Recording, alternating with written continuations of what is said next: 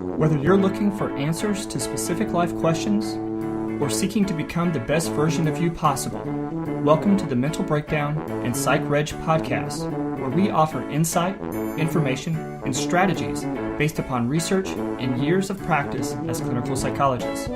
So sit back, have a listen, and get connected with our hosts, Dr. Berney Wilkinson and Dr. Richard Marshall. Welcome back. Richard, yesterday we talked about Pokemon Go. Today we're going to talk about fidget spinners. The other recent development. Whatever happened to fidget spinners? Teeth. They still around? Yeah, for some people, yeah. Yeah. I mean, they're still selling them Interesting phenomenon. It is. And you know, we're going to talk about fidget spinners because there was an article published in verywell.com. It says fidget spinners for stress relief, science or hype. Right. And so glad to see this come out. Yeah, and this was just published, this month, right. September of 2017. And the idea is looking at, okay, so they're supposed to be doing these things. They're supposed to relieve stress. They're supposed to help with concentration and focus and all this. What is it really doing? Right. And so they kind of go through some of the science behind it. And some of the science is only sort of peripheral, but it's still some pretty good stuff. Right. So one of the things that fidget spinners are supposed to do is to distract us from rumination. So sometimes we have this tendency to sit and think and think and think and think and rethink and keep going over things over and over again. And so the idea is that fidget spinners help distract us from that. Well, unfortunately, there's no research specific to that. With fidget spinners. Right. There is no scientific research on fidget spinners. Right. And they say that, early in the article, they say, we don't know because nobody's ever done a real scientific study on this. But using these little devices still accomplishes certain things. Right. And one of them is that it distracts you from rumination, which is, as you say, going over and over the same. This little device, this little thing, this little toy will move you away from that.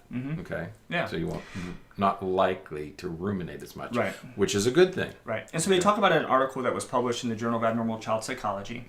Right. And again, it didn't look at fidget spinners specifically, but it did look at other distracting types of mindless activities. Or not really mindless activities, but just other activities that are geared towards just distracting. And sure enough, it found that better than problem solving, those kinds of distracting activities do help decrease rumination. Were you alive when the Rubik's Cube came out? I don't know when it came out. I had a Rubik's Cube when I was a kid. You did? Yeah. And it was the same kind of thing. Yeah. Okay, you could do, or these little devices where you have three little ball bearings and you have to put them into indentations. You have to move the thing around. Or anything else that little puzzles, wooden or metal puzzles that you have. Anything that distracts you probably has some useful purpose when it comes to stress reduction and relaxation. Yeah. Yeah. So now it's the fidget spinner. It used to be a Rubik's Cube. Yeah. Now another thing is it the idea that it helps sort of with meditative types of effects. And again, what we see is that it has the capacity for that repetitive sort of focus that we see with meditation. Right. So there is again no specific research about it, but depending on how it's used, and it could help with some of those same types of meditative benefits. Right. Another thing is movement and ADHD. A lot of kids, and this is certainly why it's called fidget spinners, is because we think about the movements and fidgetiness of individuals with ADHD, and these things, along with the little cubes that you click the buttons and move the things around with, they're fidget cubes. Right. They're designed to help with that fidgety sort of restless energy that folks with ADHD have.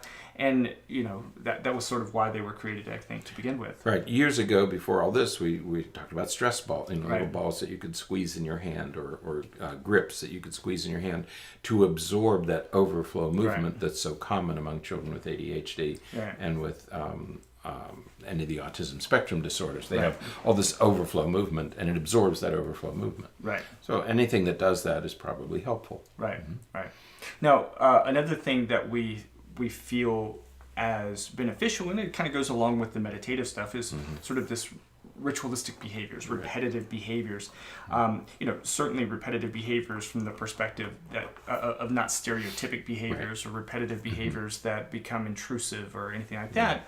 But when we do a similar action over and over again, there is a relaxation to it. There is a calmness that comes with that.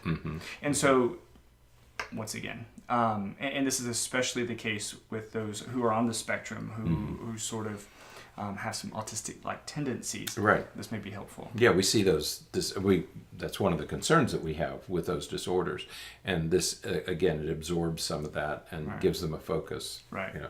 Right. Yep.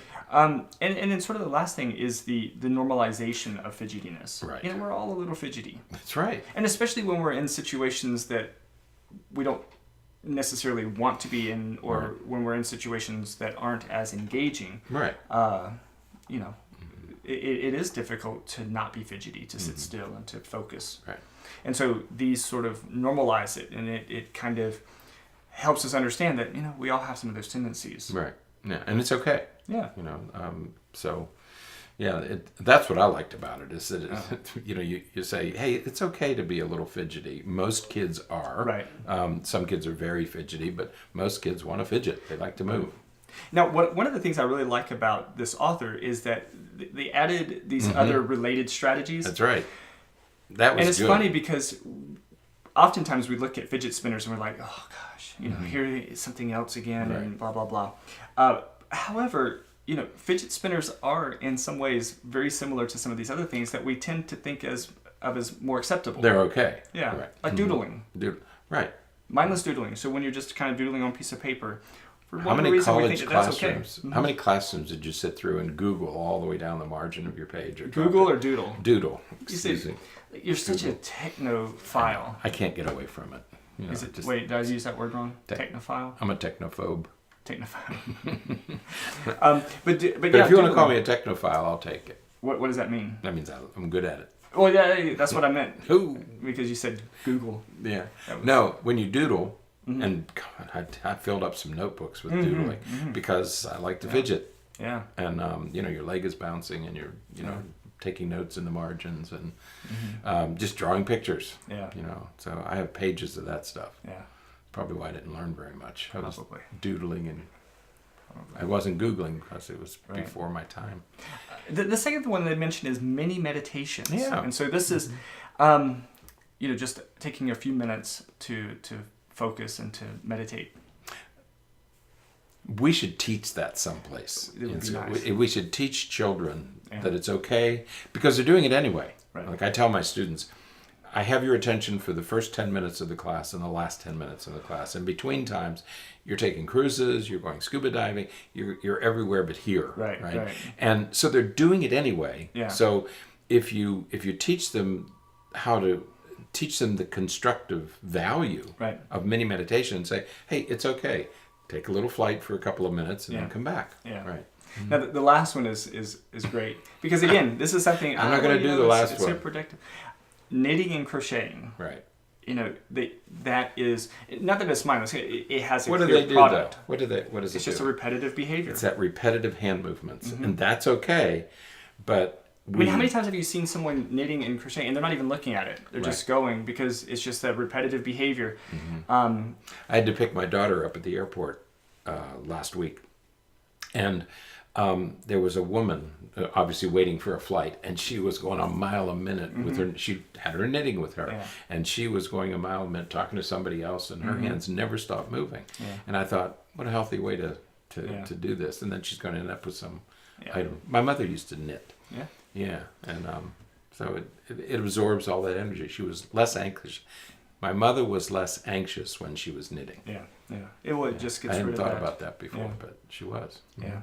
So check this article out. It's really interesting. They talk about, they have links to all these studies that talk about these different things and sort of support the benefits of some of these actions.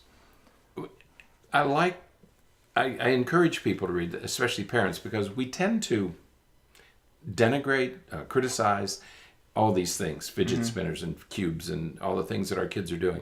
No, try to understand it. Try to understand these things from their point of view. And this article certainly does that. And it says, look, it's no different than when we used to doodle or we used to knit or whatever, we fold pieces of paper into. Remember those kids that sit and fidget with pieces of paper? We'd get angry with them. It's normal.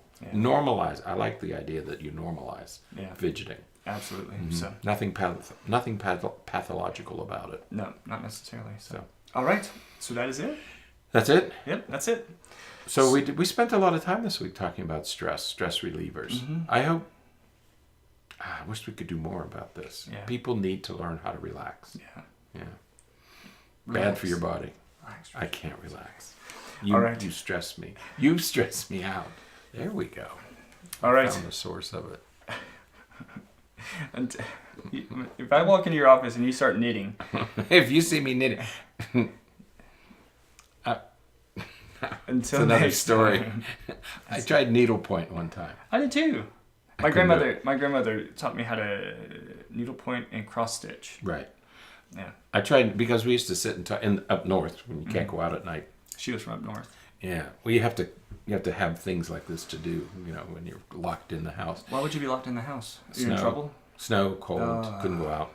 And so, or it would rain for 3 weeks at a time.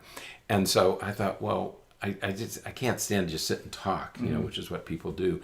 And I thought if I could do something useful, and I thought needlepoint. So I started a needlepoint because Rosie Greer was a football player in those years and big defensive lineman with like 280 pounds, but he started to do needlepoint. I thought maybe that'll work. So I tried it. Like if he can do it. Didn't work. I didn't have the patience for it. So I needed to do like punching bags or something. Which would have the same effect. Welding? Well, if it's cold outside, then you can weld and it'll be nice and warm, and wouldn't it? He doesn't understand cold or welding, apparently. Welding? Welding is hot, right? Blacksmithing. I'm trying to think about when you were a kid and what you could do. Blacksmithing and welding. You could make you could become a horse shotter. Is that what it is? Horse shotting? No? Stay healthy. Stay healthy. No, it's stay happy. Stay happy. Stay healthy. And forget to be afraid.